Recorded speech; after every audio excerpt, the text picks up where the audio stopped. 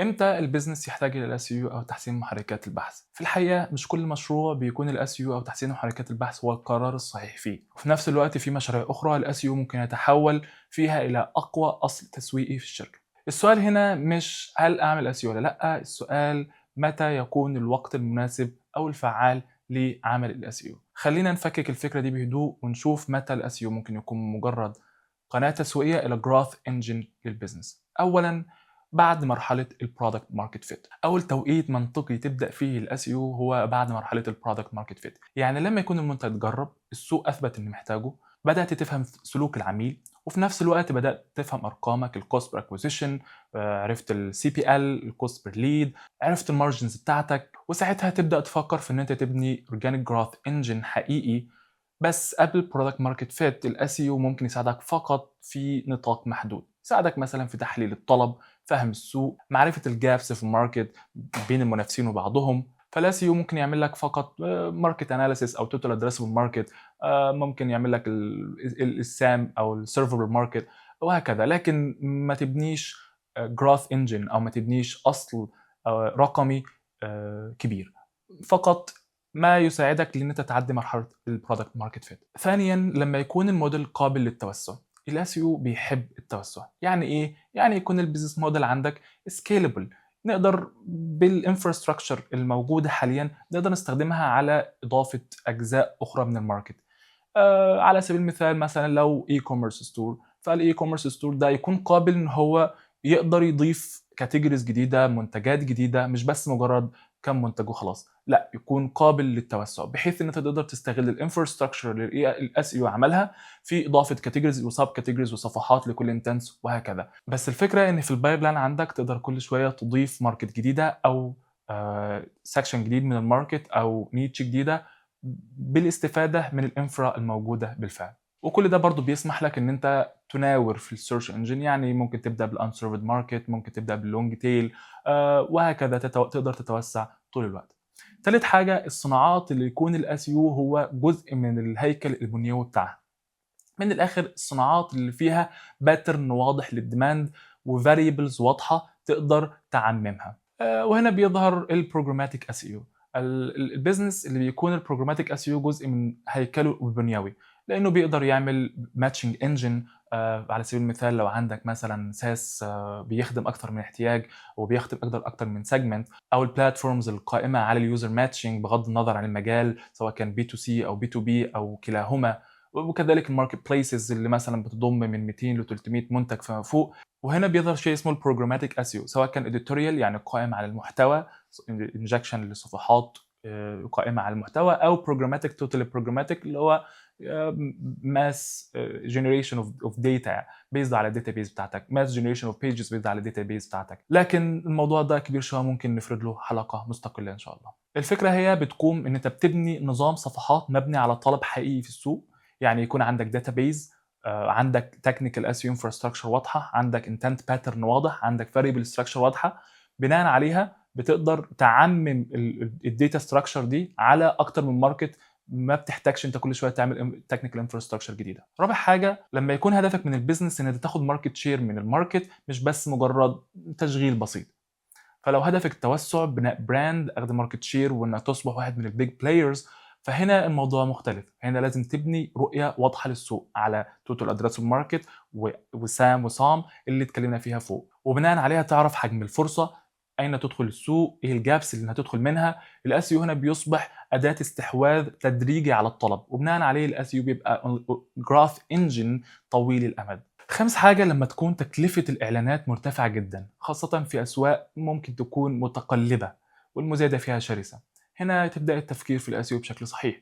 الأسيو ليس الأرخص في البداية، الأسيو أول 6 شهور غالبا هيكون أغلى، لكن الأسيو على المستوى الطويل خاصة بعد سنة ممكن يكون أرخص بكتير جدا جدا من تكلفة الاستحواذ على العميل من الادز. لكن الأهم من ده إنك بتبني أصل رقمي يجيب ليدز حتى لو توقفت عن الإنفاق على الاسيو. سادس حاجه، لو كان السيلز سايكل طويل، لو العميل المستهدف بياخد وقت في البحث والمقارنه والقراءه عشان يقرر ويشاهد مراجعات ويفكر كتير قبل الشراء، فالاسيو هنا مهم جدا لانك بتقدر تظهر في كل مرحله من مرحله اليوزر فانل، يعني تقدر تظهر في الاويرنس، في الكونسيدريشن، في الكومباريزن، في الديسيجن. وهنا تقدر تبني توبيكال ستراكشر او authority واضحه، وعليها كلما زادت تغطيتك للموضوع والمجالك كلما زاد فرصتك في الظهور في المراحل الاربعه من الفانلز، سواء كانت ده في الاي اي سيرش او كذلك كان في جوجل. سابع حاجه، لو بتستهدف الظهور في الاي اي سيرش، لو هدف الظهور في الاي اي سيرش في ناس بتسميه جي او جنريتيف انجن اوبتمايزيشن او اي او حاجات كتير جدا.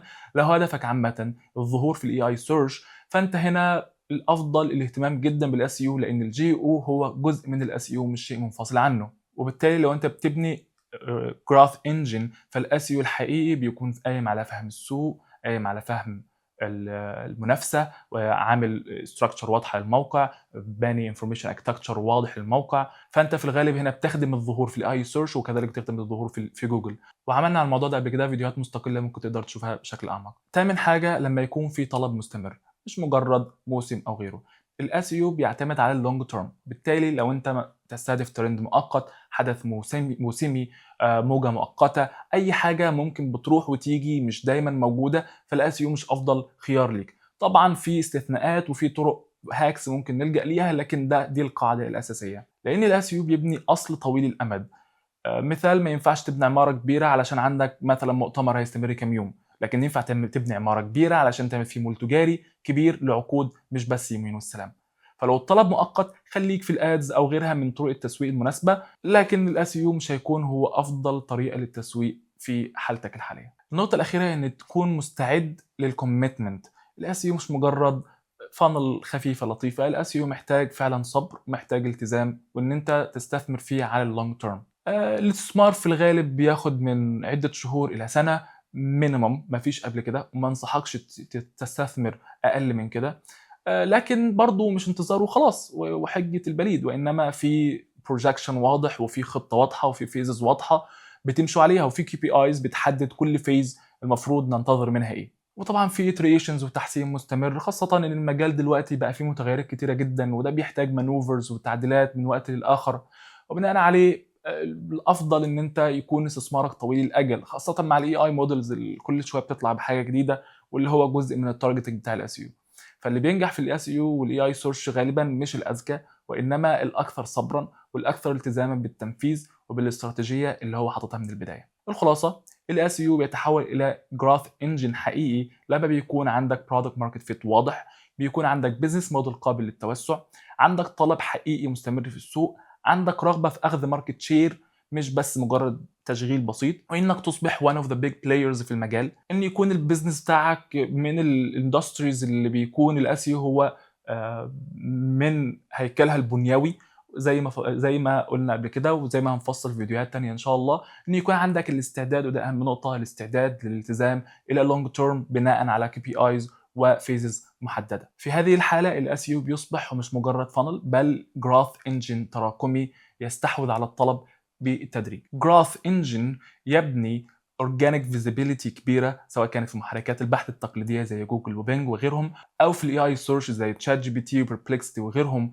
وبناء اوثوريتي واسعه تصمد معاك في المستقبل، وتقدر تاخد بيها في المستقبل وبالتدريج ماركت شير ان شاء الله كويس. بالاضافه الى انه بيصبح اصل رقمي طويل الامد، يعني وانس ان انت وقفت اس يو ده مش معناه ان خلاص كل حاجه راحت، ولكن الحاجه بتفضل على ما هي، ممكن يبقى في مينتيننس عشان نقلل الديكلاين، لكن في المجمل الوضع بيكون كويس. فالسؤال الصحيح هنا لم يعد هل اعمل اس يو ولا لا، وانما السؤال اصبح هل مشروعي مؤهل ان انا استخدم الاس يو ان هو يكون جراث انجن.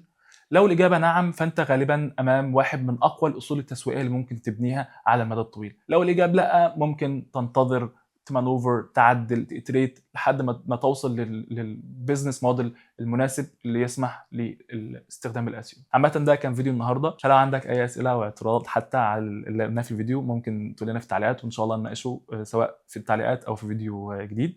وان شاء الله نشوفكم في فيديو جديد ان شاء الله. شكرا، مع السلامه.